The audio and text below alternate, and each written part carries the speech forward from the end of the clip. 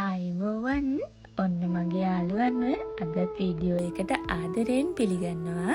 ඉතින් ඔන්න රසම රස දවල්ට හදපු කෑම වේලක් අරගෙන ආවා. මගේ යාළුවන්ටත් ගැලපෙනවද කියලා බලන්නකෝ. හෙට දවල්ට එහෙමනම් උයන්න. ඉතින් එහෙමනම් ඔන්න මම ඉස්සෙල්ලාම ගත්තා කෙලවල්ලු මාළු ටිකක්. ඉතින් කෙලවල්ලු මාළු ටික ලුණු ගොරකක දාලා තම්බ ගන්නවා. තම්බගෙන ඉවර වෙලා ඉතින් ලුණු කරපිංචා පහේ ටික එකතු කරලා තෙම්පරාදුවක් හදාගන්න තමයි ඕනේ. ඉතින් ඒකට ඉඟුරු සුදු ලුණු ටිකකුත් තලාගෙන අපි තෙම්පරාදු එක හදාගමු. මෙහෙම හදාගත්ත තෙම්පරාදු එකට තෙල් එකටම මම එනසාල් කරාඹු නැටි මිරිස් කුඩු ඒ වගේම කුරුඳු පොතු එකතු කරලා පහේ ටික එකතු කරලා තෙම්පරාදු කරගන්නවා. හොඳින් ඒක හොඳට සුවඳ වෙනකොට අපි එකතු කරගන්නවා ගම්බිරිස් කුඩු ටිකක්. මේ විදිහට ගම්බිරිස් ටිකත් එකතු කරලා හොඳින් මේ ටික තෙලේ බැදෙනකොට මම එකතු කරගන්නවා වතුර ටිකක්. ඇල් වතුර ටිකක් එකතු කරලා ඒකත් හොඳින් නටනකොට අපි තම්බගත්ත මාළු ටික එකතු කරගන්නවා.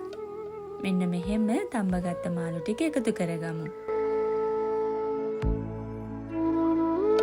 ඔන්න දැන් තියෙනවා හොඳ සුවඳට මුළු කුස්සියම. ඉතින් ඔන්න මේ ටික මෙහෙම හොඳට දැන් මාළු එක ඉදිලා තියෙන්නේ. ඊළඟට මම එකතු කරගන්නවා මෙහෙම හදලා බලන්නකෝ. අමු මිරිස් මාළු මිරිසුයි ලොකු ලුණුයි රත් ලුණු ටිකුයි හීනිවට කපාගෙන රවුමට මම කපා ගත්තා. ඒ ටික එකතු කරගන්නවා මාළු එක බාන්න කිට්ටුව. මෙන්න මෙහෙම තියලා විනාඩි 5කින් විතර වගේ බා ගන්න ඕන. මාරම රසක් තමයි මාළු එකේ තියෙන්නේ. ඉතින් ඊළඟට පරිප්පු එකක් හදාගන්න යන්නේ සුදට. ඉතින් ඒකට අමු මිරිස් කරපිංචා ලුණු දාලා පහේ වර්ග ගොඩක් මම දාන්නේ පරිප්පු එකේ රස. පරිප්පු රසම තියෙන්න ඕනි හින්දා ඉතින් කහ සරකු චුට්ටක් එකතු කරලා මම පරිප්පු එක හදා ගන්නවා. ඉතින් ඊළඟට ඔන්න මගේ යාළුවෝ බලන්නකෝ මේ තියෙන්නේ කැකිරි. ඉතින් කැකිරි මෙහෙම ලෙල්ල ඇරලා මගේ යාළුවෝ උයලා තියනවාද කියලා. ඉතින් මාරම ලේසි උයා ගන්න ඉක්මනින්ම.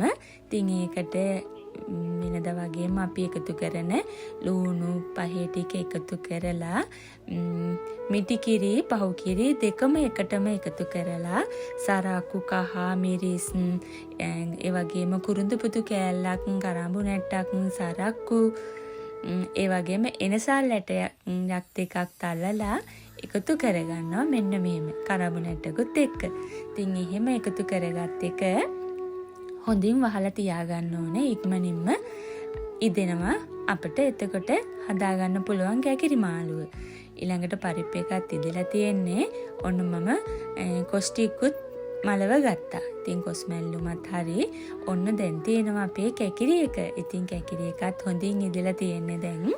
ඒකට අබ ටිකක් විතරක් අද මම එකතු කරගන්නවා. මගේ යාළුවෝ මේ විදිහට කැකිරි එකක් උයලා බලන්නකො මාරම සුවඳක් රසක් තියෙන්නේ. අබ හොඳින් බැදුනම කුඩු කරලා මේකට එකතු කරගන්නවා. මෙන්න තියෙනවා හොඳ සුවඳට හොඳ රසට කැකිරි මාළුවක්. ඉතින් ඔන්න අපි දැන් කෑම ටිකක් බෙදාගෙන කන්නයි යන්නේ. ඉතින් මගේ යාළුවනුත් හෙට දවල්ට මේ මෙනු එක හදලා මට රස කොහොමද කියලා එහෙනම් කියන්න. එහෙමනම් මාව බලන් ඉඳපු හැමෝටම ගොඩාක් ස්තුතියි. එහෙමනම් ගිහිල්ලා එන්නම් හැමෝටම බුදු සරණයි.